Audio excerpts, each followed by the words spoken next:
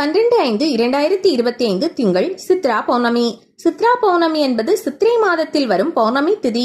சைவ சமயத்தவர்கள் இந்த நாளில் விரதம் இருந்து இறைவனை வழிபடுவார்கள்.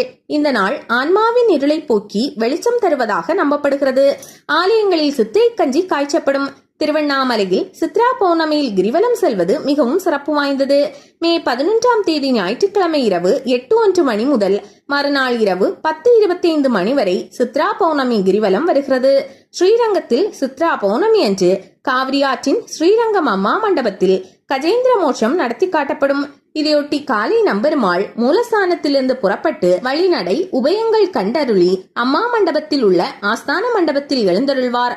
அங்கு நம்பெருமாளுக்கு திருமஞ்சனம் நடந்து மாலை 6 மணி அளவில் நம்பெருமாள் காவிரி ஆற்றில் இறங்குவார். காவிரியில் கிழக்கு நோக்கி நம்பெருமாளும் மேற்கு நோக்கி கோயில் யானையும் நிற்க அப்போது கோயில் யானை ஆண்டாள் முதலை காலை பிடித்து கவ்வி இழுப்பது போல் நடித்து காட்டப்படும். அது சமயம் யானை அபயக்குரல் எழுப்பி பிளிர அதனைத் தொடர்ந்து நம்பெருமாளின் சடாரியை எடுத்து வந்து யானை மீது அர்ச்சகர்கள் வைப்பர். இந்த கஜேந்திர மோட்சம் நிகழ்ச்சியை காண ஏராளமான பக்தர்கள் திரண்டிருப்பர்.